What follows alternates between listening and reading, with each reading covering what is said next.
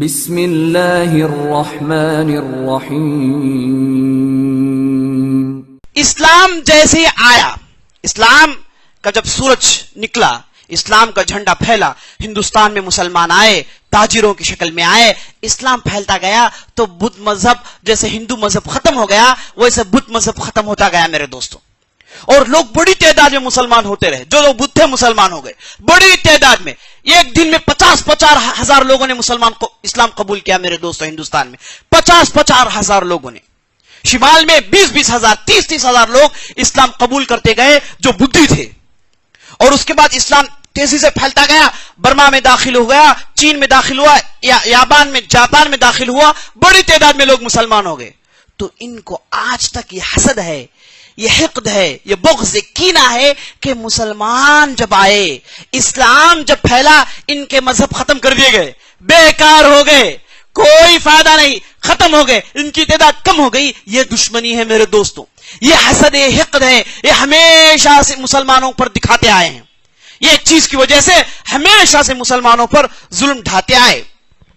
Burma میں اسلام کب آیا؟ برما جیسے آپ جانتے ہیں وہ ایک ایسی جگہ ہے جس کے دائیں طرف ہندوستان ہے، اوپر چائنا ہے، اس طرف ہمالیہ پہاڑ ہے، اب اس طرف تائی لینڈ ہے، اس طرف بنگالی دریا ہے، اس کے بیچ میں یہ برما علاقہ موجود ہے۔ اور یہ جان لیجئے میرے دوستوں، اس طرف ایسٹ کی طرف سب سے بڑی زمین یہی زمین ہے، اور سب سے زرخیز زمین یہی زمین ہے، اور سب سے عمدہ زمین یہی زمین ہے۔ تو یہاں پر اس علاقے کو برما کہتے ہیں۔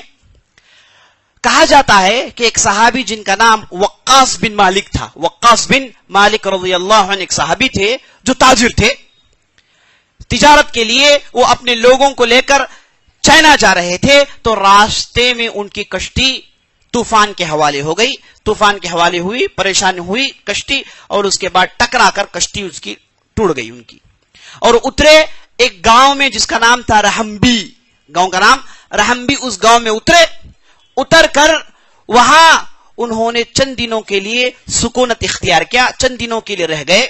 اب جب رہے تو مسلمان ہیں، ہے نا، اپنے عقیدے کی روشنی ضرور پھیلائیں گے، توحید کی بات ضرور پھیلائیں گے، اور انہوں نے پھیلایا۔ دیکھتے ہی دیکھتے چند دنوں میں وہ علاقے کے لوگ مسلمان ہو گئے میرے دوستوں، اور اس کے بعد وقاص بن مالک وہی رہ گئے، اور ان کے ساتھ جو ہے وہی رہ گئے۔ کہا جاتا ہے اس کے بعد سے باقاعدہ وہاں کی تجارت عربوں کے ہاتھ آ گئی، مسلمانوں کے ہاتھ آ گئی، اس کے بعد پے در پہ لوگ گئے، جاتے رہے، جا کر اسلام پھیلاتے رہے۔ یہ کب کی بات ہے؟ 1280 کی بات ہے۔ اس کے بعد مسلمان نیچے برما کے ساؤتھ میں بڑی تیزی سے پھیل گئے۔ 1430 میں، آج ہم ہیں 2015، ہے نا، 1430 میں مسلمانوں کی تعداد بہت زیادہ ہو گئی، تو انہوں نے چاہا کہ اس زمین میں شریعت کو نافذ کریں، اسلام کی شریعت کو نافذ کریں، بڑی تعداد تھی، یہ سب مل کے چاہا کہ ایک مسلمان بادشاہ بنا لیں جو ان پر حکومت کریں۔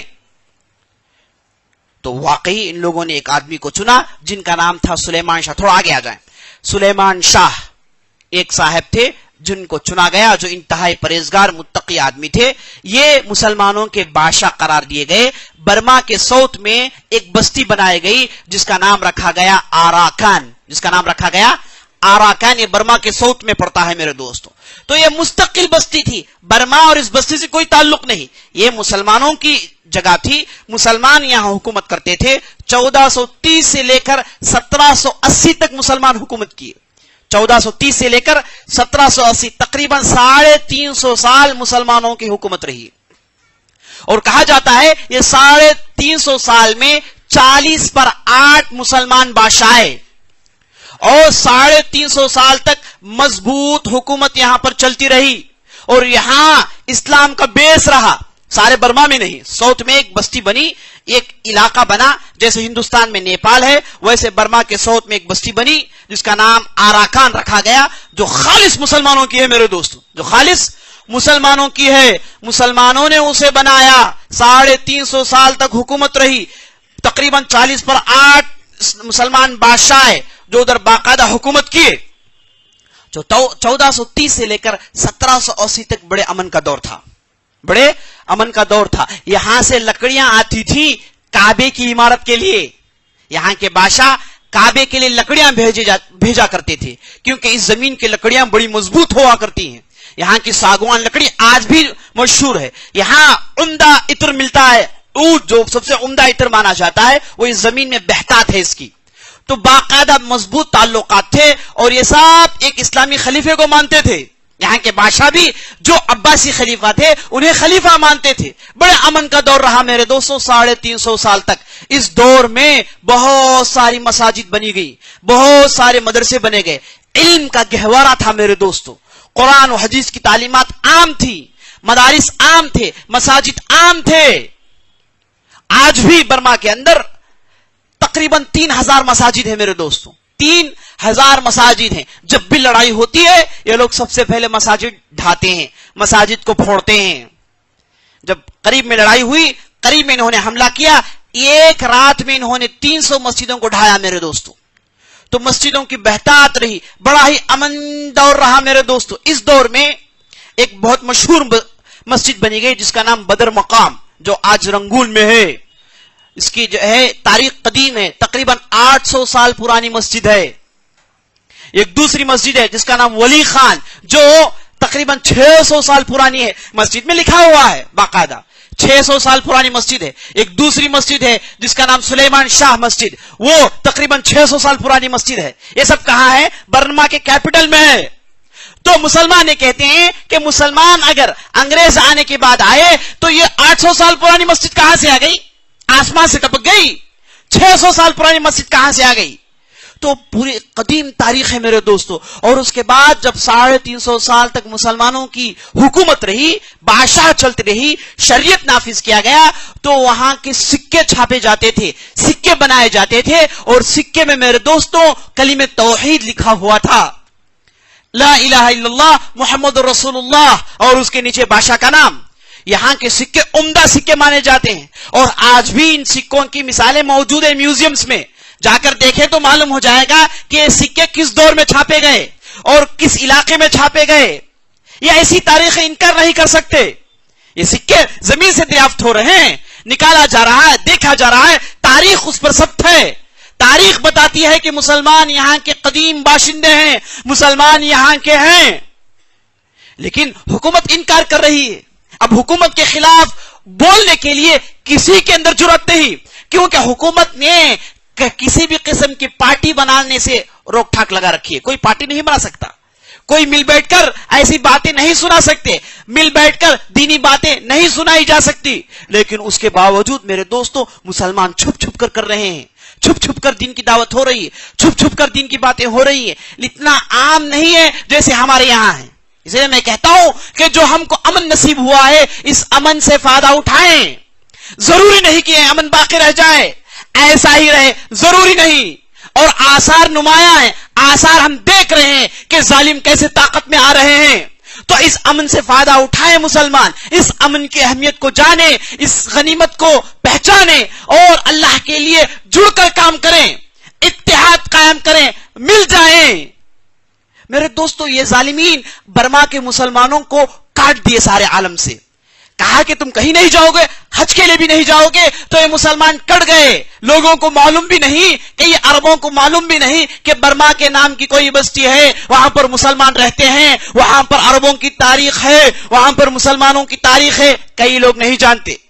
बहरहाल मेरे दोस्तों 350 साल तक मुसलमानों की हुकूमत रही, बड़ा अमन और चैन का दौर था और बहुत सारी दीनी किताबें लिखी गई, बहुत सारी कुरान की खिदमत हुई, हदीस की खिदमत हुई, इल्म का गहवारा था मेरे दोस्तों। 1780 के बाद हुआ ये कि एक बर्मा, मैं जो बात बता रहा हूं, बर्मा के साउथ में एक इलाका बना जिसका नाम आराकान था।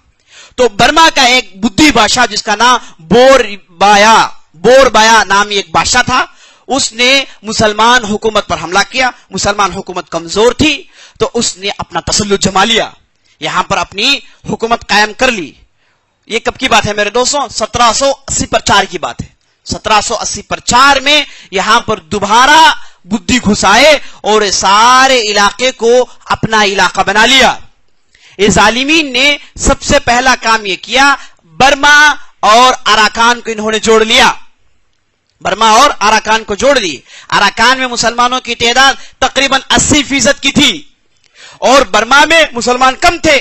چاہتے تھے کہ مسلمان کی میجورٹی ختم ہو جائے.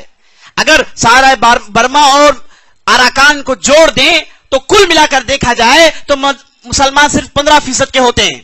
میجورٹی ان کی نہیں رہتی, مائنورٹی میں تبدیل ہو جاتے ہیں. اگر ان کے لیے مستقل بستی ہو تو وہ بڑی تعداد میں ہوں گے, وہاں پر ان کی حکومت ہوگی.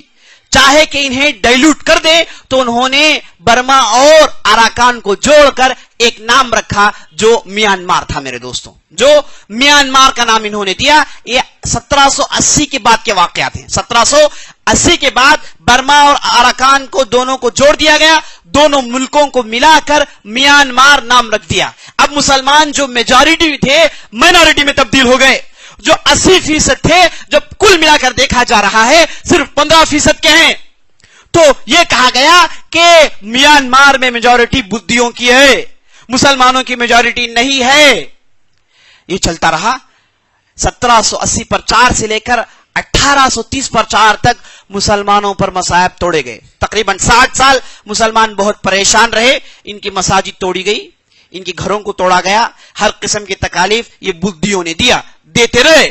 یہاں تک کہ 1830 پر 4 میں برطانیہ داخل ہوا. برٹش آئے. جیسے ہم جانتے ہیں کہ 1800 برٹش کے لیے بڑا ہی عمدہ دور ہے. ساری دنیا میں پھیلے, جہاں کہیں بھی گئے اپنی ثقافت لوگوں کو دی, اپنی زبان لوگوں کو سکھایا. بڑی تیزی سے پھیل رہے تھے 1800 میں. تو ہندوستان بھی آئے. ہندوستان میں ایسٹ انڈیا کمپنی اس وقت زوروں پر تھی, بلکہ ایسٹ انڈیا کمپنی جو ہے ایک مستقل برطانوی حکومت پر تبدیل ہو گئی تھی میرے دوستو. 1830 پر 4 میں برٹش برما میں داخل ہوئے, میانمار میں داخل ہوئے, بدھیوں کو اور مسلمانوں کو سب اپنے ڈومینیشن میں لے لیا. اب دونوں اندر ہیں. اب جانتے ہیں آپ لوگ برٹش کا طریقہ کیا ہے, ڈیوائڈ اینڈ رول پالیسی. اب انہوں نے چاہا کہ پہلے سے مسلمان بدھیوں سے پریشان ہیں اور بدھی مسلمانوں سے پریشان ہیں, دونوں کو اور چھیڑا. لڑ رہے تھے, صلح پیدا کرنے کی بجائے دونوں کو خوب چھیڑا, دونوں کو لڑائی میں بزی کر دیا اور بستی لوٹتے رہے. تقریباً 100 سال تک لوٹتے رہے میرے دوستوں. 1830 پر 4 سے لے کر 1930 پر 7 تک بستی لوٹتے رہے اور مسلمان اور بدھیوں کو لڑاتے رہے, خوب لڑاتے رہے. اب جیسے ہی برٹش آئے تو دیکھ یہ رہے ہیں مسلمان کم ہیں لیکن ڈومینیشن مسلمانوں کا ہے. پڑھے لکھے مسلمان میں زیادہ ہیں, تعلیم یافتہ مسلمانوں میں زیادہ ہیں, روشن خیال مسلمانوں میں زیادہ ہے. یہ بدھی کیا ہے؟ یہ بدھی کسی سے ملتے ہی نہیں ہیں. یہ دوسروں کی ثقافت لیتے بھی نہیں ہیں, دوسروں کو سکھاتے بھی نہیں ہیں. ان کی دنیا الگ ہے. یہ دنیا سے کٹے ہوئے لوگ ہیں. یہ دنیا چاہتے ہی نہیں. دنیا سے دور ہونا ان کا دین ہے. دنیا سے دور رہ کر جنگلوں میں گزارنا یہ ان کا دین سکھاتا ہے. تو یہ بدھیوں کو دیکھے, مسلمانوں کو دیکھے, بدھی روشن خیال نہیں ہے, سمجھدار نہیں ہے, تعلیم یافتہ نہیں ہے. تو انہوں نے موقع کو جو ہے غنیمت سمجھا, ان دونوں کو فوراً لڑایا, خوب لڑایا. اب کیا برٹش نے, مسلمان جو بڑے بڑے پوسٹ میں تھے مسلمانوں کو ان پوسٹوں سے اتارتے اور بدھیوں کو پکڑ کر پوسٹ میں بٹھاتے. بدھیوں کو سکھاتے کہ تم لوگ دب کر رہو گے تو مسلمان دوبارہ تم پر ڈومینیٹ کر لیں گے. تم دب کر مت رہو, تم اٹھ کر لڑو تمہارے حقوق کے لیے, مسلمانوں پر حملہ کرو. یہ کہاں سے آ گئے؟ یہ جو ہے یہاں کے نہیں ہیں. برٹش نے کانسیپٹ دیا, برٹش نے بتایا کہ مسلمان یہاں کے نہیں ہیں. مسلمان کیا مسلمان ہیں؟ اسلام کے پیرو ہیں. اسلام عرب سے آیا, یہ سب عرب کے ہیں. یہ کہہ کر یہ عام عقیدہ بنایا برٹش نے. بدھیوں کو اور چھیڑا, مسلمانوں کو پوسٹوں سے اتارا, بدھیوں کو پوسٹوں پر چڑھایا گیا میرے دوستوں. اس کے بعد برٹش اور کیا اس نے مسلمانوں کی تعلیم میں اس نے رکاوٹ پیدا کی. مسلمانوں کی تعلیم میں رکاوٹ پیدا کی. کہا گیا کہ مسلمان اب مساجد میں تعلیم نہیں لیں گے, ان کے مدارس کو بند کیا جائے. تو بدھیوں کو چھیڑتے, بدھیوں سے کہتے کہ حملہ کریں. جب وہ حملہ کرتے پیچھے سے اسلحہ دے کر مدد کرتے, بامز دے کر مدد کرتے. اور اس کے بعد بدھی جب مسلمان پر ٹوٹ پڑتے پیچھے سے بدھیوں کی طرف داری کرتے. اس طریقے سے میرے دوستوں مسلمانوں کے کئی مساجد کو انہوں نے توڑا, کئی مدارس کو انہوں نے توڑا. انگریزوں کے بہت سارے جو ہے جرائم ہیں میرے دوستوں. اور اس کے بعد मुसलमान लीडर्स को, ये अंग्रेज जो होते हैं जब भी आते हैं सबसे पहले मुसलमान लीडरों पर हमला करते हैं, मुसलमान उलमा को ठप्पा लगाएं, उन्हें खत्म किया जाए कि उनको मालूम है कि यही उलमा है जो उम्मत को बेदार करते हैं, उम्मत को बेदार करने वाले, उम्मत को जिंदा करने वाले यही उलमा है।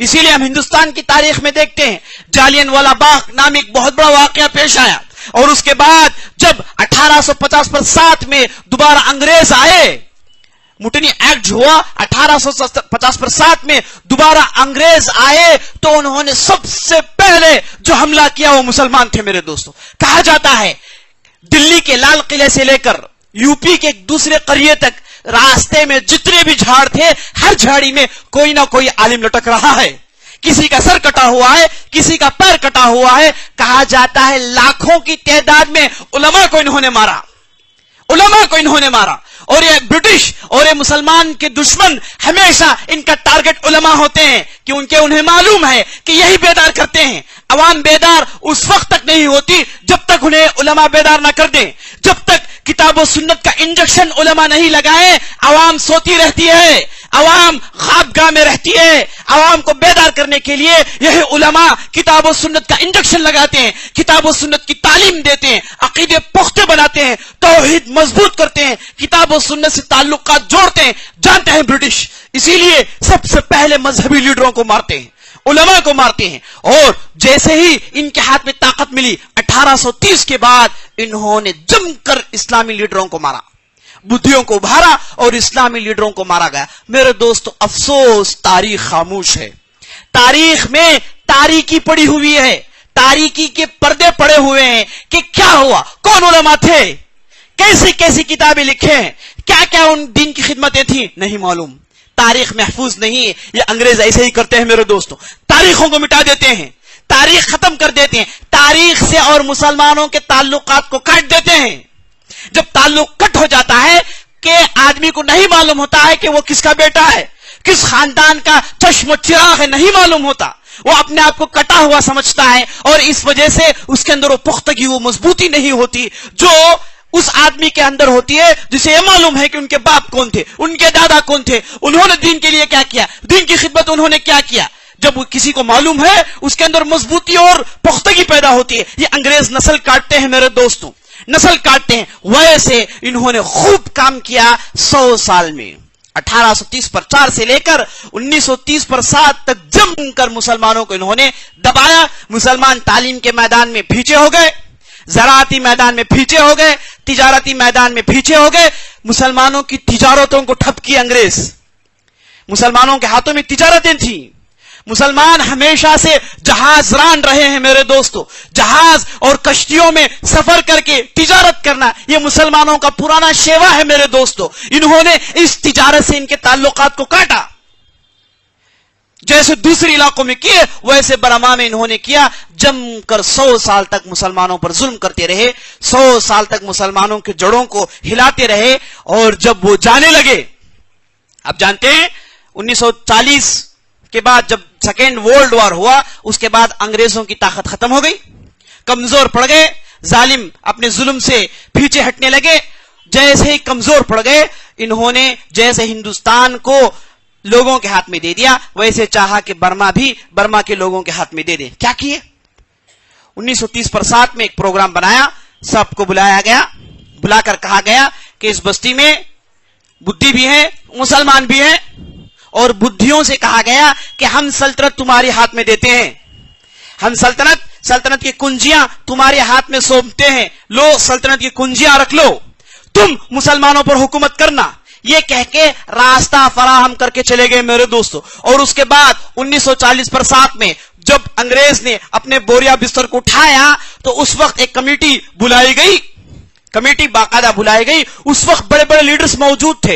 एक लीडर हैं जिनका नाम सैयद अब्दुल रज़्ज़ाक, मशहूर आदमी है, सारी तारीख में एक दो लोग नजर आते हैं। लीडर अब्दुल रज़्ज़ाक के मजबूत पॉलिटिकल आदमी थे, इस्लामी आलिम थे, दीनदार आलिम थे, सब कुछ मामलात फहम आदमी थे। उन्हें बुलाया गया और सिर्फ एक आदमी को बुलाया गया और उसके बाद उनके जो है हिस्ट्री को खत्म कर दिया गया।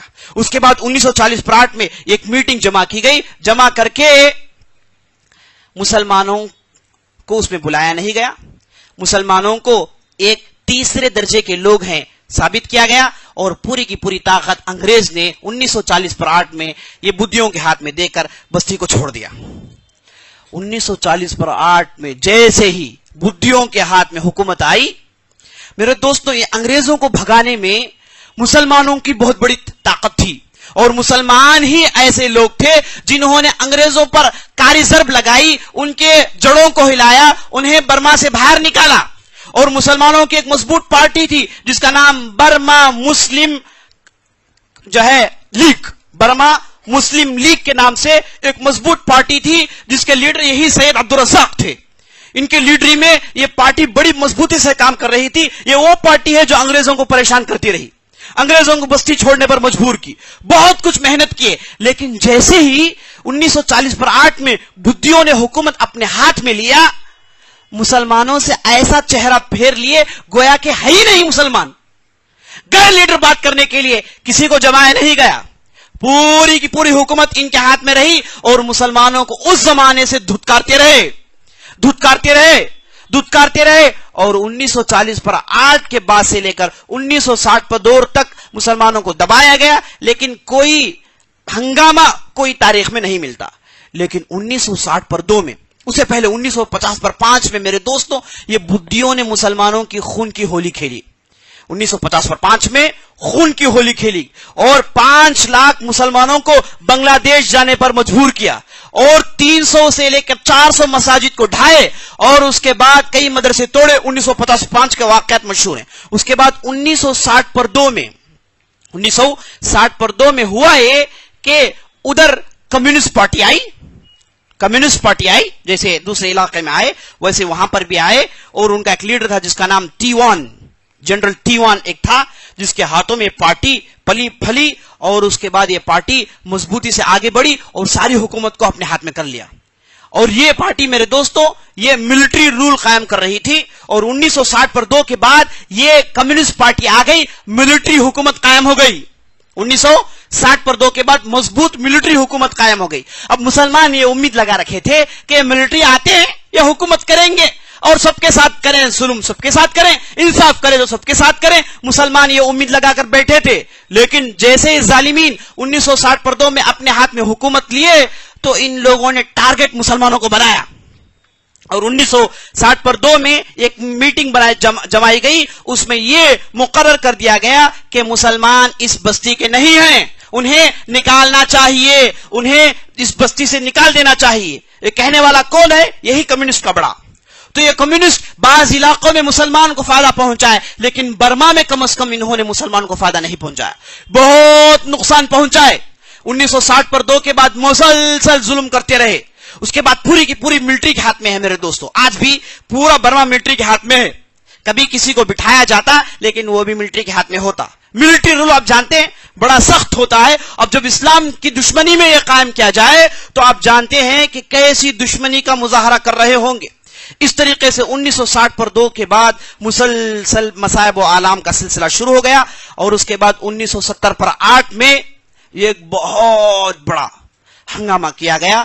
اس میں بہت بڑی تعداد ملک چھوڑ کر بھاگ کر آ گئی. مدراس آئے, ہندوستان آئے, اور ہندوستان میں بعض لوگ آئے, اتنے آئے کہ ایم پی بن گئے. ایم پی ہارون آپ جانتے ہیں یہ کوئی اور نہیں, یہ برما کے ہیں. ان کے خاندان والے بھاگ کر آئے ادھر پناہ لینے کے لیے. لیکن ہندوستان کی تعریف کرنی چاہیے, ہندوستان کی حکومت کرنے والوں نے جو لوگ آئے ان کی عزت کی, انہیں اپنے مین سٹریم میں جوڑا, بستی والے مانے اور انہیں طاقت دی. طاقت دی کہ ایم پی ہیں ایک صاحب جو برما کے ہیں. وہ کون ہے؟ ہارون یملے. ایم پی جو گزرے ہیں, شاید اب نہیں ہو ایم پی, ہاں جے ایم ہارون, انہی کی بات کر رہا ہوں. وہ برمی ہیں, وہ برما کے رہنے والے ہیں, ہے نا. ہندوستان میں اتنی طاقت ملی کہ وہ ایم پی بن گئے, لیکن دوسرے ملکوں میں گئے کچھ بھی نہیں. سعودی عرب میں گئے کچھ بھی نہیں, سعودی عرب میں گئے کچھ بھی نہیں ملا ہے, دبئی میں گئے کچھ بھی نہیں ملے, اور اس کے بعد کویت میں ہے کچھ بھی نہیں ان کے لیے, پاکستان میں کچھ بھی نہیں. لیکن ہندوستان کی تعریف کرنی ہے. ہندوستان نے اس معاملات میں یہ مساوات کو قائم رکھا, یہ ایکولائز کو قائم رکھا, ان کی عزت کی. سعودی عرب میں ان کی حالت بڑی قسم پرسی کی حالت ہے میرے دوستو. آپ دیکھیں گے تو خون کے آنسو روئیں گے, آپ دیکھیں گے تو پریشان ہوں گے. سعودی عرب میں ایسے ہوتے ہیں لوگ, سعودی عرب کے تعلق سے ہم سمجھتے ہیں کہ بڑا ہی صاف و شفاف ملک ہے, سڑکیں عمدہ ہیں, لیکن ان کے علاقے میں آپ جائیں گے تو آپ کو معلوم ہو جائے گا کہ ڈرینیج زمین کے نیچے نہیں, زمین کے اوپر ہوتی ہے. ان کے علاقے اتنے تنگ ہیں کہ ایک کار نہیں جا سکتی. بعض ایسی سڑکیں ہیں جس میں صرف ایک ہی آدمی جا سکتا ہے, صرف ایک ہی آدمی. میں گیا ہوں ادھر, ایسی قسم و پرسی کی حالت میں ہے, 50 سال سے, 60 سال سے, کوئی جنسیت نہیں, کوئی نیشنلٹی نہیں, سڑ رہے ہیں, کوئی کما نہیں رہا. اس وجہ سے ہوا کیا, ان کے اندر کرائم زیادہ ہو گیا ہے. اب جہاں کہیں بھی گئے کہے کہ بھائی سعودی ہو کام ملے گا, سعودی نہیں کام نہیں, تمہارے پاس اقامہ ہے نہیں ہے, 50 سال سے ہیں کچھ بھی نہیں ہے, کوئی کام نہیں دیتا, کیا کھائیں گے کیا پیئیں گے. اس لیے ان کے اندر کرائم زیادہ ہے, مجبور ہے, آخر انسان ہے, کھانا ہے, پیٹ بھرنا ہے. جب کوئی صحیح راستہ نہیں نظر آتا تو انسان کوئی برے راستے کی طرف پڑ جاتا ہے. یہ نیچرل بات ہے, یہی کچھ ہو رہا ہے میرے دوستو. بہرحال 1970 پر 8 میں بہت بڑی تعداد برما چھوڑنے پر مجبور ہوئی, اور اس کے بعد میرے دوستو 1909 پر 1 میں ایک مضبوط ایک آندھی آئی. الیکشن کے نام سے یہ آوازیں اٹھائی گئی کہ اس بستی سے ملٹری رول ختم کیا جائے, الیکشن قائم کیا جائے. تو مسلمان سمجھے کہ موقع مل گیا, آگے بڑھے, ایک چھوٹی پارٹی بنائی اور چاہے کہ ملٹری رول ختم کر دیں. لیکن 1 سال کی کوشش ہونے کے باوجود دوبارہ جو پارٹی حکومت میں آئی وہی پارٹی جو ملٹری کی تھی. دوبارہ وہ لوگ 1909 پر 2 میں آئے تو ان کو معلوم ہو گیا کہ مسلمانوں نے چاہا کہ ملٹری رول کو ختم کریں. تو پھر 1909 پر 2 میں بہت بڑا ہنگامہ مچایا گیا. ایک رات میں گھسے, کئی قریے انہوں نے چلا دیا. ایک ہی رات میں 10 سے 20 ہزار مردوں کو مارا گیا, 5 سے 6 ہزار عورتوں کو مارا گیا, ان گنت بچوں کو جلایا گیا. اور اس کے بعد اتنا ظلم کیا کہ سمجھ میں نہیں آیا کہ کہاں جائیں. لوگ بیٹھ کر کشتیوں میں نکل جاتے, نہیں معلوم کہاں جائیں.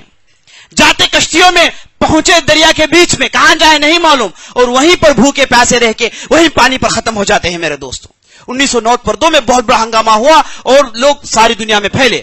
اور اس کے بعد میرے دوستوں مصیبت کی چوٹی, خون خرابے کا سب سے بڑا خون خرابہ 2012 میں انہوں نے کیا. 2012 میں جیسے رمضان آ جاتا یہ لوگ چاقو چوبند ہو جاتے میرے دوستوں. 2012 میں انہوں نے ایسا ہنگامہ کیا جس میں ایک رات میں 10,000 مسلمانوں کو انہوں نے مارا, اور 4,000 بھاگ کر گئے, دریا میں ڈوب کر مر گئے. 5,000 سے زیادہ قیدی بنائے گئے, اور اس کے بعد 1,200 سے زیادہ مساجد ڈھائی گئی, اور 250 سے زیادہ مدرسے ختم کیے گئے, اور 2.5 لاکھ سے زیادہ مسلمان گھروں کے بغیر جا کر بارڈرز میں, ریفیوجی کیمپس میں رہ رہے ہیں میرے دوستوں. آج بہت بڑی تعداد کہاں رہ رہی ہے, تھائی لینڈ کے بارڈر میں رہتے ہیں, جو حکومت سے باہر ہے, برما سے ایک دم دور ہے, بارڈروں میں رہتے ہیں, وہاں ان گنت تعداد ہے. اور آپ جانتے ہیں ترکیہ کا جو پرائم منسٹر ہے, جس کا نام پریزیڈنٹ ہے, جس کا نام اردوغان, رجب طیب اردوغان, یہ کافی اچھا آدمی نظر آ رہا ہے. اللہ سے ہم دعا کرتے ہیں کہ اللہ تعالیٰ اس کے اندر یہ اچھائی کو آگے بڑھائیں اور اس کے ذریعے سے امن کو عام کریں. یہ گیا جا کر ان ریفیوجیز کیمپ, یہ اور اس کی بیوی گئے, 2 گئے جا کر ادھر ریفیوجی کیمپ سے مسلمانوں سے ملاقات ہوئی, کافی مدد کی گئی. اور اس کے بعد میرے دوستوں آج سے 1 مہینے پہلے, مئی کے مہینے میں 2015 میں انہوں نے دوبارہ یہ ہنگامہ مچایا کہ بہت بڑی تعداد کے لوگوں کو مارا گیا. 20 ہزار, 30 ہزار کی تعداد میں لوگوں کو مارتے ہیں میرے دوستو. اگر برما میں رہنا ہے تو کہتے یہ ہے کہ تم ملٹری کی خدمت کرو, ملٹری کی خدمت, تو اور تیرا خاندان ملٹری کی خدمت کرے گا. اب جب ملٹری کی خدمت کے لیے آتے ہیں تو تنخواہ کے نام سے کوئی چیز نہیں دیتے. آتا ہے آدمی بھوکا کام کرے گا. اگر کوئی آدمی گھر سے کھانا نہیں لائے تو اس کے لیے سزا کوئی اور چیز نہیں ہے میرے دوستو, بلکہ لوگوں کے سامنے کھڑا کر کے اسے گولی مار دیا جاتا ہے. سزا یہ ہے, اس وجہ سے ہے کہ اس نے کھانا نہیں لایا اپنے ساتھ, بھوکا ہے تو محنت نہیں کر رہا, کتوں کے مانند محنت نہیں کر رہا ہے, اسے گولی مار دی جاتی ہے میرے دوستوں. اور مسلمان ادھر ملٹری کی خدمت کر رہے ہیں, صرف محنت کرتے ہیں اور اپنی زندگی کو باقی رکھنے کے لیے 2 گھونٹ پانی اور 2 ٹکڑے روٹی ملتا ہے, بس اسے زندگی گزار رہی. یہی حالت ہے میرے دوستو, یہی کچھ ہو رہا ہے ادھر. اللہ تعالیٰ سے دعا کیجئے کہ اللہ تعالیٰ ان کے حالات کو جو ہے ختم کرے, ان کے پریشانیوں کو ختم کرے, امن و چین کا ماحول عام ہو ان کے بستیوں میں.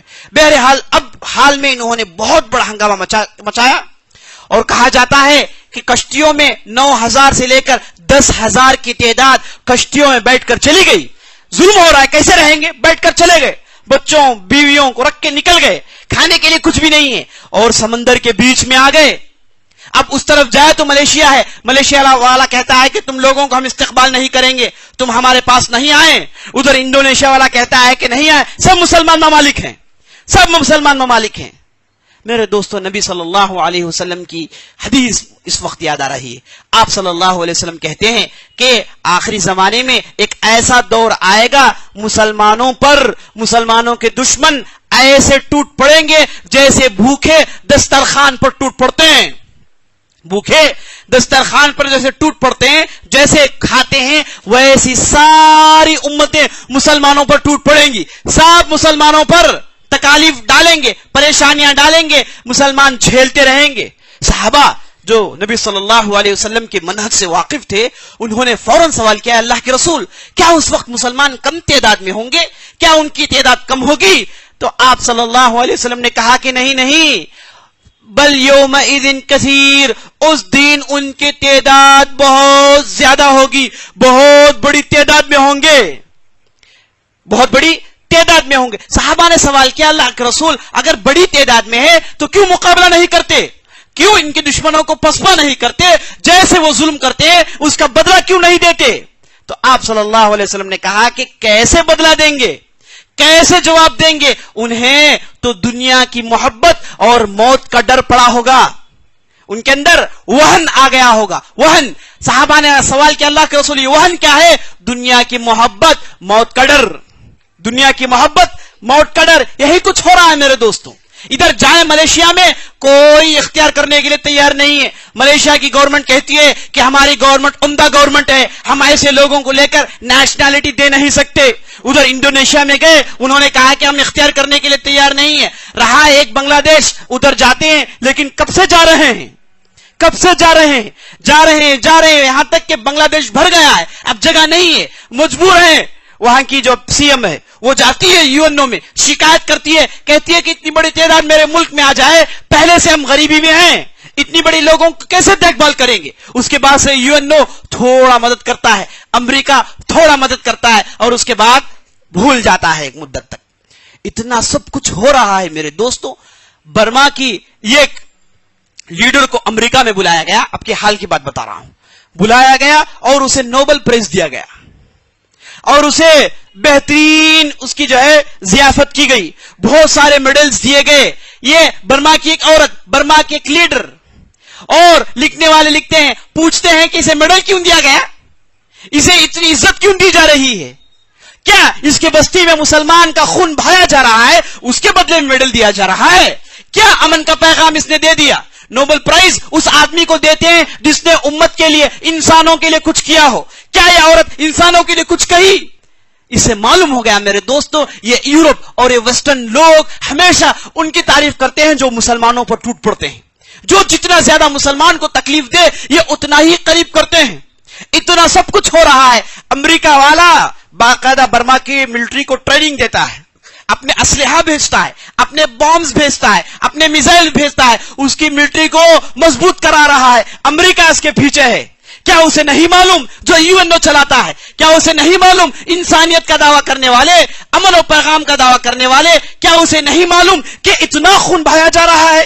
نہیں معلوم ہے میرے دوستو, یہ مسلمانوں کی دشمنی ہے, اسلام کی دشمنی ہے. چاہتے ہیں کہ اسلام اس طریقے سے ختم ہو جائے, لیکن یاد رکھ لینا, مسلمان ختم ہونے والے نہیں ہیں, اسلام ختم ہونے والا نہیں ہے. واللہ متم نورہ ولو کرہ المشرکون, اللہ تعالیٰ اپنے نور کو مکمل کر رہے گا, اگرچہ کہ نہیں چاہنے والے نہیں چاہیں, یہ مشرکین اسے ناپسند کرے, لیکن اللہ تعالیٰ اپنے دین کو مکمل کر رہے گا. ابھی عرب کیا کر رہے ہیں؟ مال کے بہتات, زمین ان کا سونا اگل رہی ہے, پیسوں کی کوئی کمی نہیں, ہر قسم کی آسائشیں, ہر قسم کی آسانیاں ہیں. یہ عرب کیا کر رہے ہیں میرے دوستوں؟ ان کو تو چاہیے کہ چوڑیاں پہنے.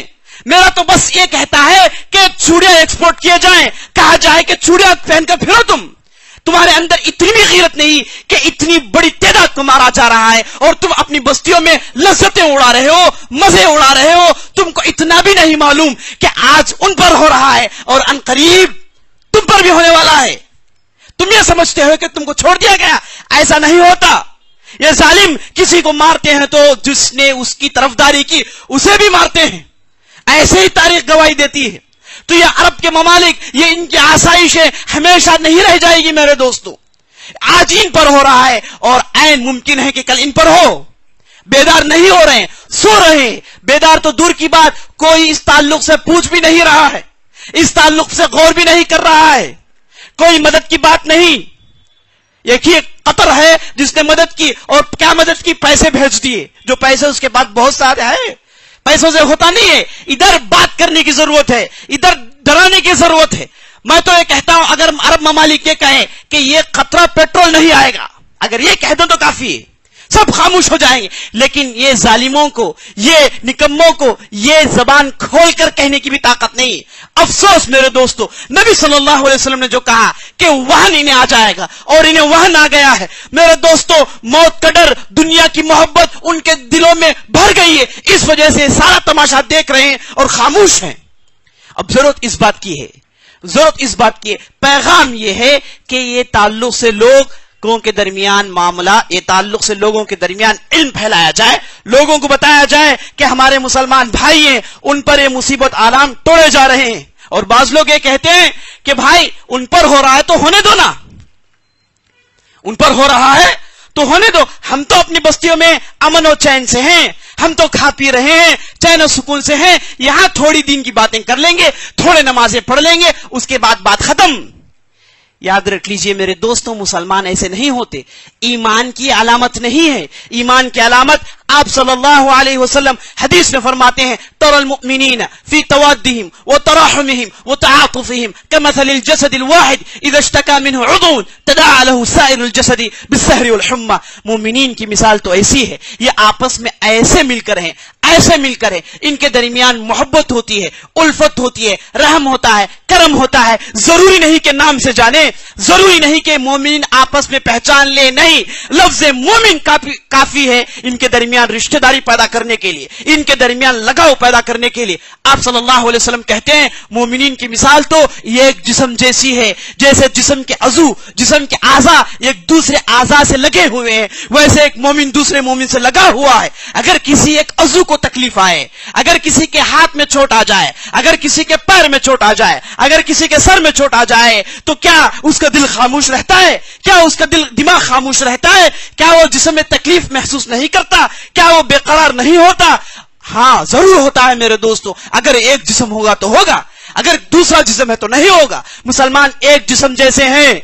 अगर किसी को तकलीफ आए तो एक मुसलमान जो दूर अफ्रीका में पड़ा हुआ है, दूर सेनेगाल में पड़ा हुआ है, दूर मोरिटानिया में पड़ा हुआ है, इस तरफ याबान में, जापान में किसी मुसलमान को तकलीफ हो तो हवाई आइलैंड में रहने वाला मुसलमान तकलीफ महसूस करता है, उसे परेशानी होती है, वो बेकरार होता है, क्योंकि ये सब दूर होने के बावजूद, इनके दरमियान 1000 किलोमीटर होने के बावजूद ये लोग एक जिस्म जैसे हैं, तकलीफ महसूस करते हैं। यही ईमानी अलामत है।